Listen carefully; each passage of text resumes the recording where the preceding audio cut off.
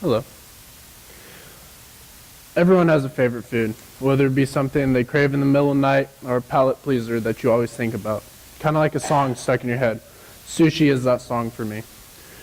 It is a Japanese, sushi is a Japanese dish that is considered a delicacy around the world. It was invented in Southeast Asia and traveled to southern China. And in the 8th century, it made its way to Japan. The original sushi was called nara sushi, and it was to preserve clean, raw fish.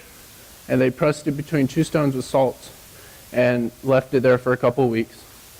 And then later, they stored it with fermented rice and seaweed. And before they ate the fish, they would throw away the seaweed or rice. In the 15th century, they used the dried fish in 2 different styles. First, Kansai, and second, Edu. Kansai is the most common. It is the dried fish on top of a ball of rice. And the new style was called namanare, and it became very popular, and it changed sushi from just being simple to being very elegant. In the 19th century, sushi became the Japanese sandwich because of its simplicity. And you could easily eat it with chopsticks or with your hands. This style is called edu, which is wrapped in seaweed. There are 2 styles now, today. Traditional, which is like Kansai, which is a ball of rice with fresh fish on top. And with the invention of the refrigerator, sushi expanded throughout the world because it was easy to preserve the fresh fish without having to dry it. The other style is California style, which is like edu. It is more experimental with avocado and other vegetarian ingredients and different types of fish roe, squid, octopus, etc. When sushi is made correctly, the Japanese thought that you first taste food with sight.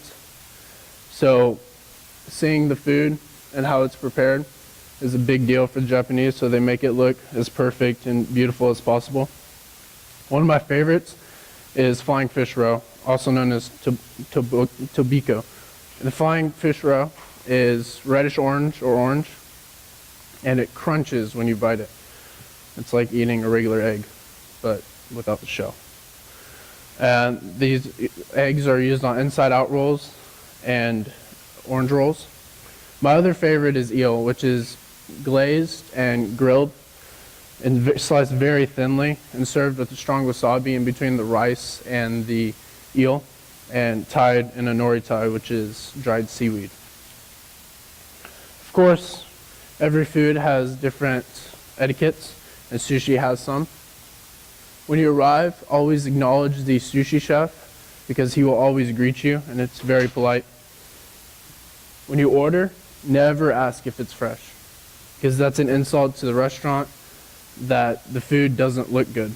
And if it doesn't look good, why would you eat there?